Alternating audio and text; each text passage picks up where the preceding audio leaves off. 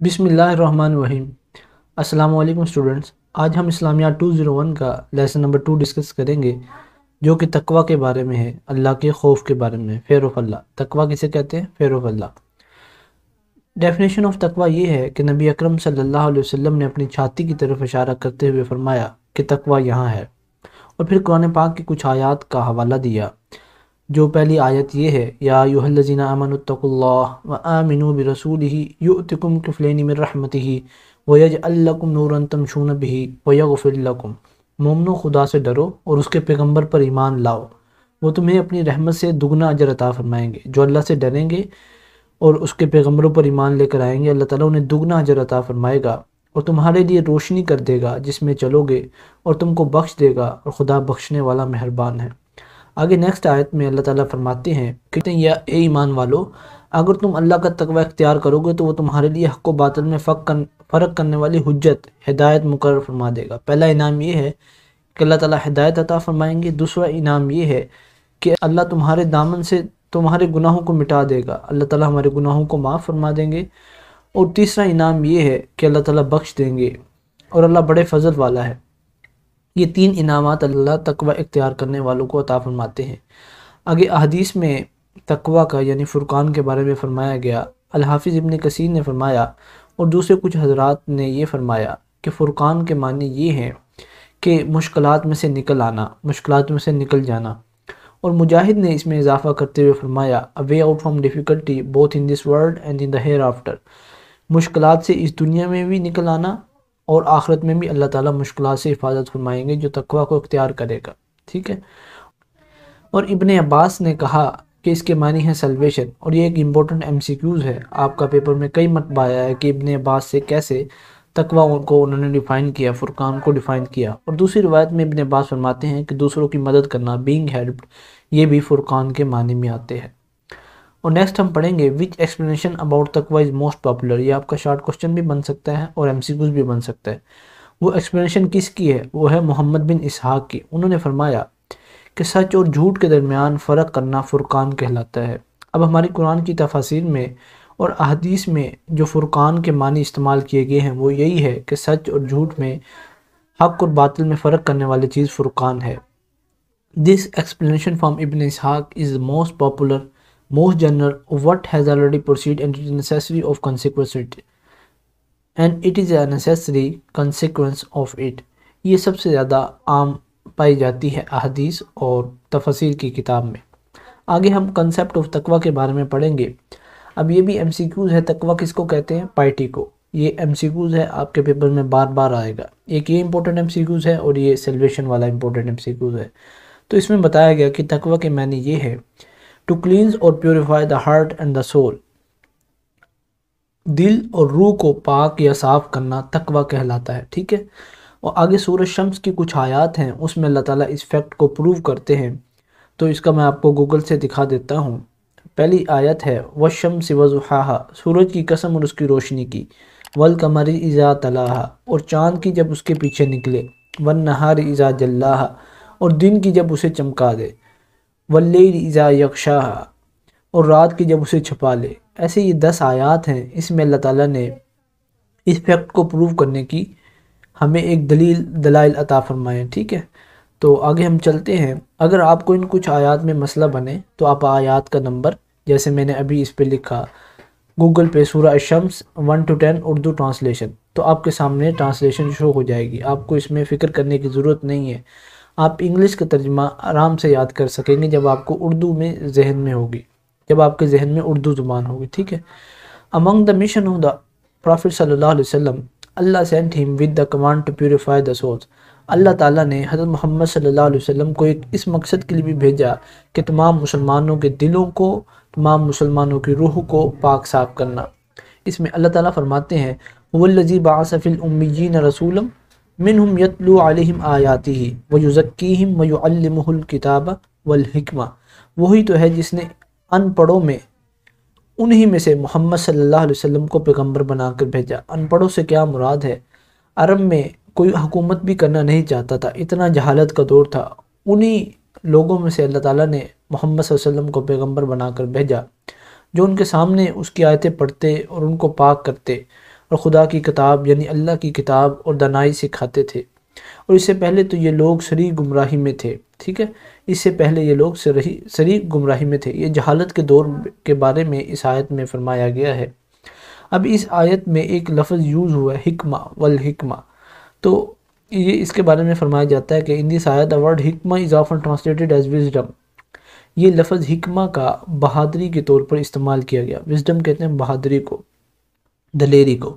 امام Shafi'i one of the greatest scholar of Islam. اب یہ بھی MCQs آ سکتا ہے کہ امام شافعی کون ہیں؟ وہ ایک کیا ہیں؟ اچھے اسکالر ہیں، بہت بڑے عظیم اسکالر ہیں اسلام کے۔ said that when Allah mentioned حکمہ in the Quran it refers to the sunnah of the Prophet صلی اللہ علیہ وسلم۔ جب کبھی اللہ تعالیٰ قرآن پاک میں حکمہ کا ذکر کرتے ہیں والحکمہ، تو اس کا مطلب یہ ہے کہ نبی اکرم صلی اللہ علیہ وسلم کی سنتوں کا ذکر ہو رہا ہے۔ ان ایڈیشن ٹو دس آیا، اس آیت میں اضافہ کرتے ہوئے ہم یہ دیکھتے ہیں کہ اللہ تعالیٰ نے حضرت محمد صلی اللہ علیہ وسلم کو 3 ٹاسک دے کر بھیجے۔ وہ ٹاسک کون تھے؟ اب یہ آپ کے لیے شارٹ کوشچن بن کے آ سکتا ہے کہ نبی اکرم صلی اللہ علیہ وسلم کو کون سے 3 ٹاسک دیے گئے؟ پہلا ٹاسک یہ تھا ٹو ٹیچ دا قرآن، کہ لوگوں کو قرآن پڑھ کے سکھانا، ان کو قرآن سکھلانا، قرآن کو یاد کرانا، یہ آپ صلی اللہ علیہ وسلم کے پہلے ٹاسک میں شامل تھا۔ اور دوسرا ٹاسک یہ تھا ٹو ٹیچ دا سنہ، نبی اکرم صلی اللہ علیہ وسلم نے ایک عملی زندگی لوگوں کے سامنے پیش کی کہ لوگ ان کی زندگی کو دیکھ کر اپنی زندگی کو اپنا لیں۔ یہ سنہ کے بارے میں، سنت زندگی کے بارے میں ان کو ایک ٹاسک دیا گیا تھا۔ اور تیسرا جو ٹاسک تھا to show the means of purifying the soul, کہ کیسے اللہ تعالیٰ ان کی روحوں کو پاک کریں گے۔ یہ بھی آپ صلی اللہ علیہ وسلم کو ایک ٹاسک دیا گیا تھا، ان کو اعمال کی طرف اس طرح لگانا تھا کہ ان کے دل، ان کی روح پاک صاف ہو جائے۔ اچھا، آگے اس میں بتایا گیا ہے کہ this purification is obtained by doing the proper acts of Ubadah, جو میں نے آگے کہا کہ ان کو اعمال کی طرف لے کر آنا۔ آگے ہمیں یہی بتایا گیا ہے کہ پیوریفیکیشن کے معنی یہ ہیں کہ ان کو عبادت کی طرف رغبت دلانا، and by avoiding sins and disobedience، ان کو گناہوں سے بچاتے ہوئے، ان کو نافرمانی سے بچاتے ہوئے عبادت کی طرف لے کر آنا۔ یہ اس تیسرے پوائنٹ کا آگے ایکسپلینیشن ہمیں بتائی گئی ہے کہ پیوریفیکیشن کا اصل میں کیا معنی ہے۔ آگے ہم پڑھیں گے کنڈیشنز فار اٹیننگ تقویٰ، کہ تقویٰ کو کیسے ہم حاصل کر سکتے ہیں، کس طرح حصول ہو سکتا ہے۔ یہ ایک امپورٹنٹ لانگ کوسچن ہے جو کہ کئی مرتبہ پیپر میں آیا ہے۔ آگے اس میں بتایا گیا how does a person now that has acts of Ubadah, کہ جو ہم عبادت کر رہے ہیں وہ ہمیں تقویٰ کو اچیو کرنے میں مدد کر رہے ہیں یا نہیں کر رہے۔ تو اس میں 2 اس کی کنڈیشنز ہیں۔ پہلی کنڈیشن ہے اخلاص، جب ہمارے اعمال میں اخلاص ہوگا کہ صرف ہم اللہ تعالیٰ کی رضا کے لیے کریں گے، فار دا پلیئر آف اللہ، تو ہمیں تقویٰ کا حصول ہوگا، لازمی ہوگا۔ آؤٹ آف لو فار ہم، ہم اللہ کے محبت میں کریں گے، while hoping for his reward and mercy, ہم اللہ تعالیٰ سے انعام لینے کی غرض سے اور اللہ تعالیٰ کی رحمت حاصل کرنے کے لیے جب کوئی عمل کریں گے، اور ہم اللہ تعالیٰ کے غصے سے اور اللہ تعالیٰ کی سزا سے بچنے کے لیے جب بھی کوئی عمل کریں گے تو ہمارے اندر اخلاص بھی آئے گا، اور اس سے ہم تقویٰ کا حصول حاصل کر سکیں گے۔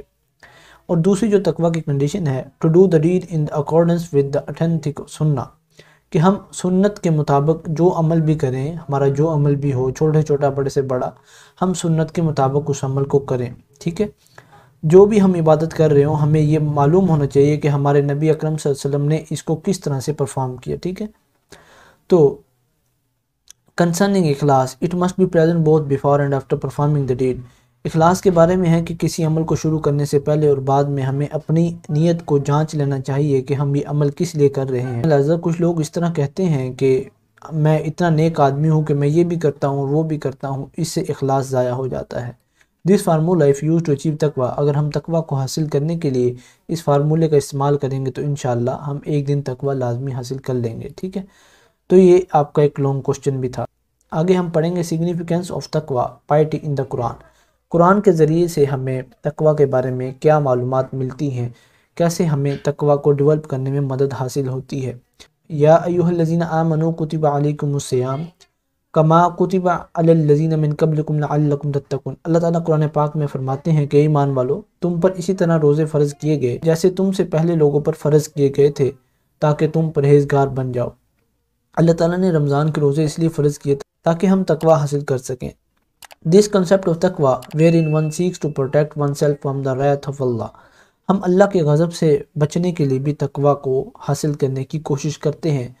جب ہم اپنے ہوش و حواس میں ہوں گے تو ہم اللہ تعالیٰ کے تقوی کو حاصل کر سکتے ہیں، اللہ کی رضا والے اعمال کر سکتے ہیں۔ اسی طرح انگلش میں اس ٹرم کو گاڈ کانشیسنس یوز کیا گیا ہے، ٹھیک ہے، تو اس تقوی کو ہم حاصل کر سکتے ہیں۔ اسی لیے اللہ تعالیٰ نے قرآن پاک میں فرمایا establish the prayer for my remembrance, میری یاد کو حاصل کرنے کے لیے، میری یاد کے حاصل کرنے کے لیے نماز کو قائم کرو، اسٹیبلش دا پریئر، ٹھیک ہے۔